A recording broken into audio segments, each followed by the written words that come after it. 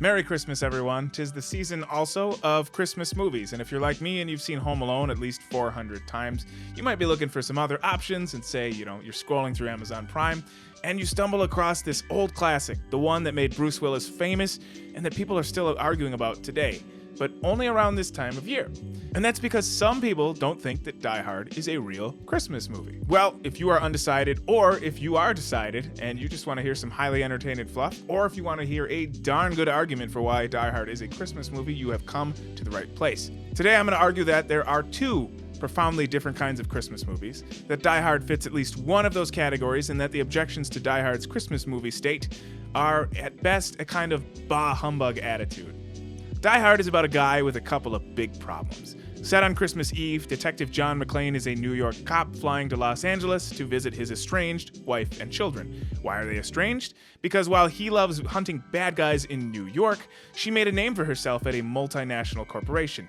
She got a promotion, which required that she move to headquarters in LA. She also took the kids with her, and John is, understandably, less than thrilled about that. John reunites with his wife at the company party, where there are big tells that she's going to divorce him. But before sparks can fly, terrorists show up and take the building by force, with the secret intention of stealing millions of dollars. They're willing to kill to get what they want, so McClane launches a one-man battle to stop them. With the help of an ordinary beat cop and a lot of courage and luck, John defeats the terrorists and is reunited with his wife. Christmas morning sees a happy, fresh start for the McClanes. So look, if all it takes to be a Christmas movie is for the movie to be set on Christmas, then obviously Die Hard is a Christmas movie. But that's not anybody's objection. And if Christmas movies simply need to be about families at Christmas time, recall that Die Hard is about the reunion of a husband with his wife and kids. But those really aren't the arguments that anybody makes. When I ask friends, both men and women, if Die Hard is a Christmas movie, they say things like it's not about families or about Santa or about any of the related mythology. And sometimes they object that Die Hard is too violent and crass, or that it could have been set on Halloween or the 4th of July because Christmas is merely a nice backdrop for a long and testosterone-soaked gunfight, and that guys just call it a Christmas movie because they get sick of watching sappy romances and they want to see some bad guys get blown up. Well, they're not wrong that guys like Die Hard for exactly those reasons. I do. But those reasons are actually a clue as to how Die Hard is a real, genuine Christmas movie. Because there are two kinds of Christmas stories, and it's possible that Die Hard fits into both. The first kind of Christmas movie borrows from the quintessential Christmas story, which was published in 1843, well before any movies even existed. It was a story so profound that it's been called the Fifth Gospel.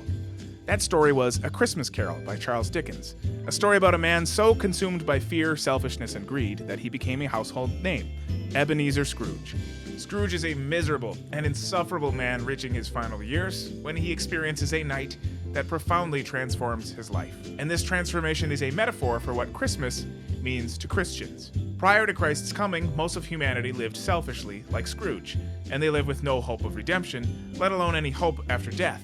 But on Christmas, God himself sends his only son as a gift to humanity, a baby who will one day offer them a better option, a life of joy and purpose, and an eternity with God after death. For Scrooge, this gift comes in the form of 3 dreams that spiritually wake him up and transform him. He becomes a different person, a good and fearless and giving person. As such, the first kind of Christmas story and the perfect kind of Christmas story is about people who come to receive this gift, are transformed by it, and then give back to others. And thematically, the old Christmas movies followed this first paradigm. They tried to be more subtle and rhetorical than shout, "Believe in Christ," but they are an examination of what happens when people live generously like Jesus. In these movies, the characters can be humans, like George Bailey, who get to see how much worse off their town would be if they were never born. Or they can be about a kid, like in Home Alone, where a boy gets his wish of waking up without his family, and gradually comes to realize that his life is a lot fuller when he extends a generous spirit toward them.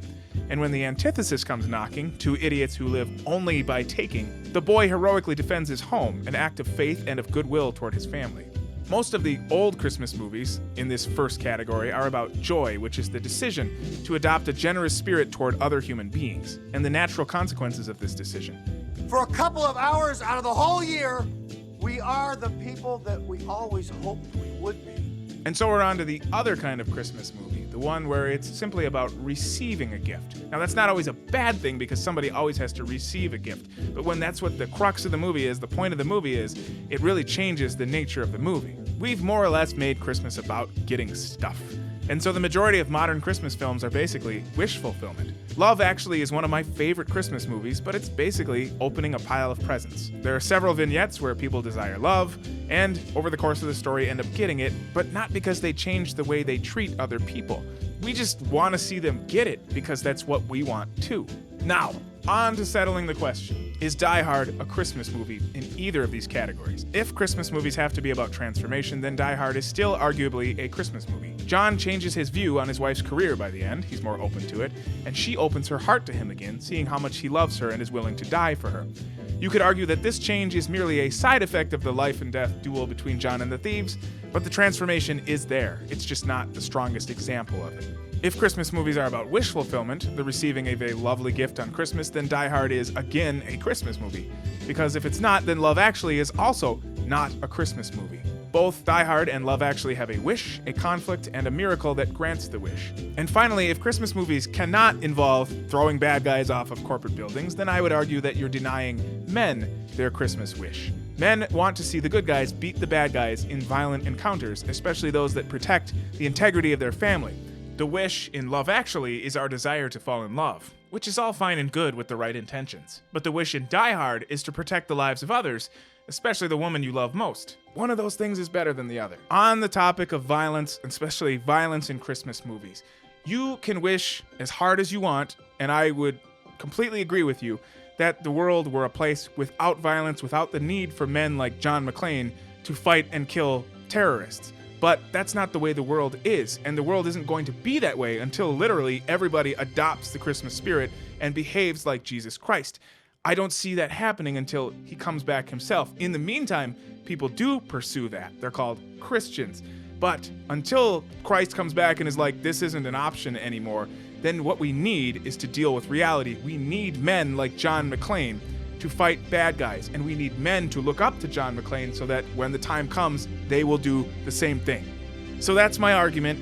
Die Hard is absolutely a Christmas movie. It's just not the one you watch with your kids. If you like this video, check out some of my other work or leave an argument in the comments. I'd love to hear it. Merry Christmas.